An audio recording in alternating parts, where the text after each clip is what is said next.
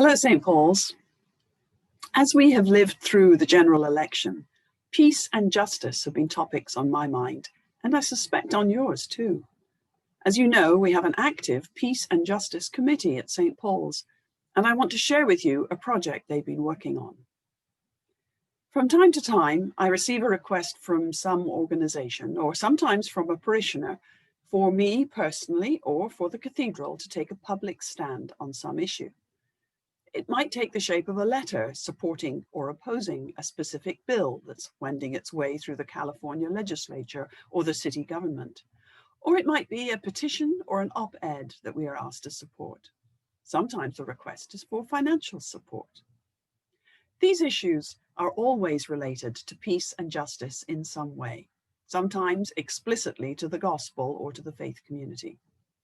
Without exception, they are presented as a good cause with an urgent need for our support. You might think it's a simple matter for me to say yes or no, but things are not always what they seem. Sometimes the case that's made for a cause doesn't tell the whole story. Just as we've all tried to be wise and discerning about the candidates and propositions on this week's ballot, we need to be wise and discerning about which causes to publicly support. I have a great deal of discretion in these matters, but ours is a collaborative ministry, and I've learned to be cautious. When we discussed this in chapter, the consensus was that a simple policy would be helpful.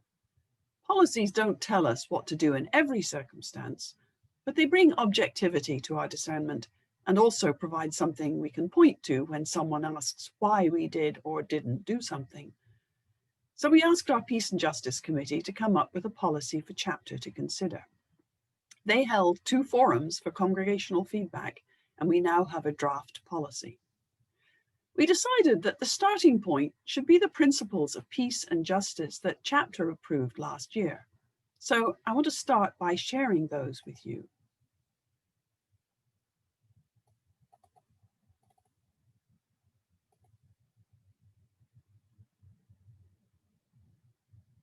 I'm not going to read the whole thing, but it gives you an idea of these principles which are in a frame in the cathedral. Reminds us of our baptismal promises and then continues in elaboration of and toward our fulfillment of these promises. We believe that every human being on our planet is our neighbor whom we are called to love. We believe that every human being is entitled to the basic essentials of food, clothing, shelter, healthcare, education, and equal justice. We believe that truth is morally central to our personal and public lives. We stand against oppression. We call for a moral revival of the deepest spiritual values.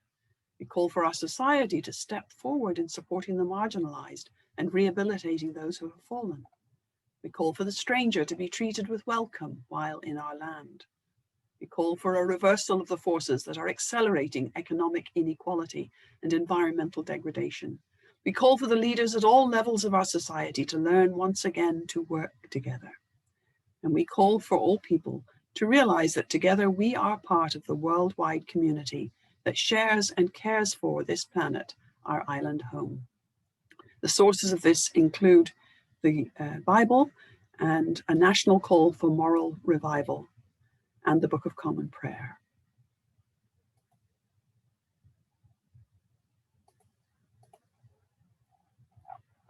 You can find these principles on our website on the outreach page. Our first response to any request for support of a social justice position will be to ask the requester to read these principles and give us a brief statement showing how the request is congruent with the principles. It's important to note that under no circumstances will we take a position regarding a political party or an individual standing for election in the public sphere. Here's a flowchart of how we think the process will work.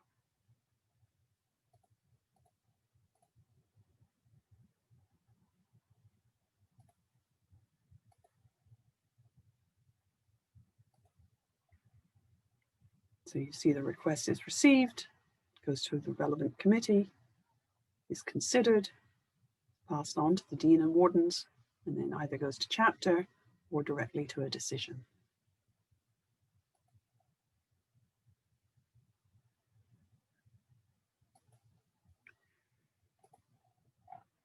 And here is the form that we're going to ask people to complete to aid us in our discernment.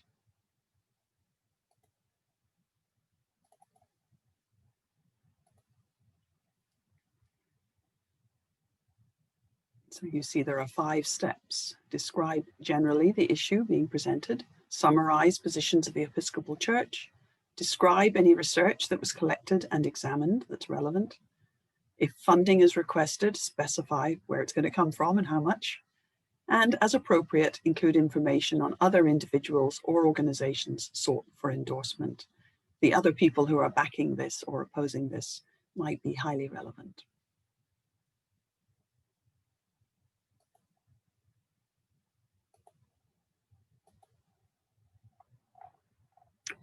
There will be cases where it's immediately obvious to me that we should or should not support a request. But for those cases where a closer scrutiny is advisable, this additional information on the form will help me and the wardens and chapter, if necessary, to make an informed decision and represent the cathedral with integrity and wisdom. Our plan is to use this draft policy for a few months to see if it works well. After that, we will either revise it or submit it to chapter for adoption. I'm hoping that this will allow us to respond quickly and faithfully to urgent issues while giving us solid information on which to base a decision. And I welcome your thoughts. See you on Sunday.